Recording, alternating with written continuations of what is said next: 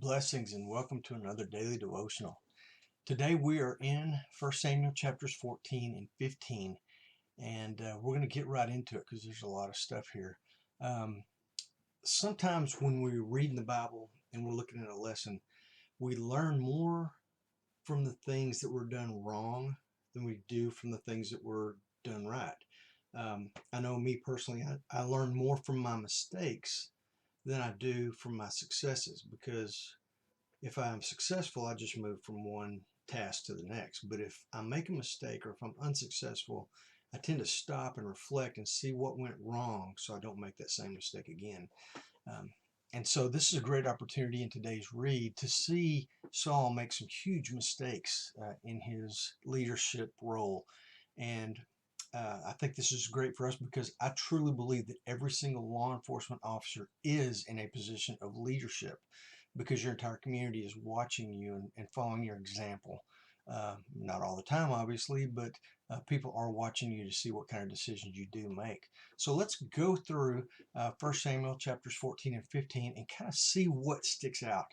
And here were my takeaways from this as we learn from Saul's mistakes. Verse 2, Saul's avoiding his responsibility as king and judge over Israel. He's hiding underneath a tree outside the city, and he's surrounded by 600 soldiers who won't let anybody come in and talk to him.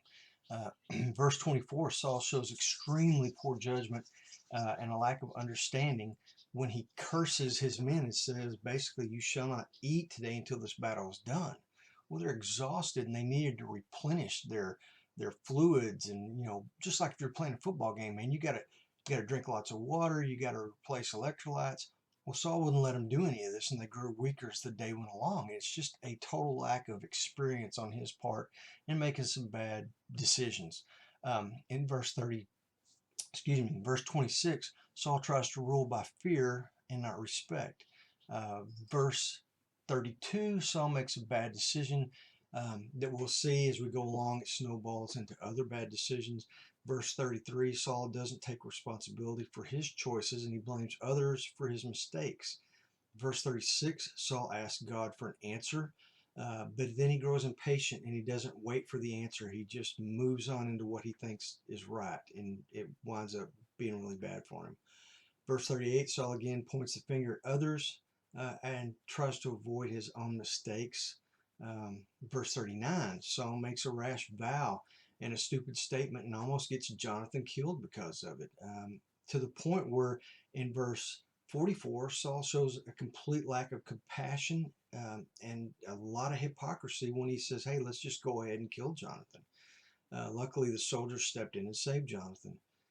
Then we get into chapter 15, verse 2. Saul is disobedient in the things that God has called him to, which leads to him losing God's endorsement for his kingship. Verses 3 through 10 tells the story of that disobedience with the Ammonites. Verse 12, Saul arrogantly thinks that Samuel is coming to congratulate him after this battle when actually Samuel points out the disobedience in Saul's actions.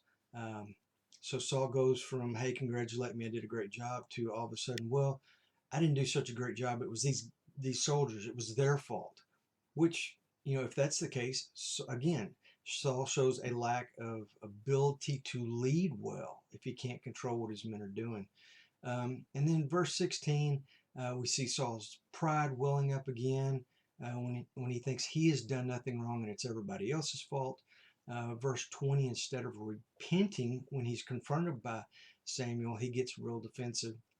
Verse 21, Saul again blames his soldiers for his lack of leadership. And then in verse 25, Saul tries to sweep his mistakes under the rug so he can save face with all the people of Israel. There are a lot of mistakes here, so there's a lot of lessons to be learned. And the things that we can take away from this is don't get prideful, admit your mistakes, do your job, pray to God, and wait for an answer. Or the better thing to do is get prayed up ahead of time, pray for God's protection, pray for your judgment when the time comes that you will make the right calls and you'll make the right decisions because you've asked God for that wisdom ahead of time. That's very important. Character matters. Again, We're all leaders. Everybody in law enforcement is a leader. I don't care if you're a frontline officer and you're not a sergeant or you're not a lieutenant or whatever. The officer on the front line answering calls is a leader. Make no mistake about it.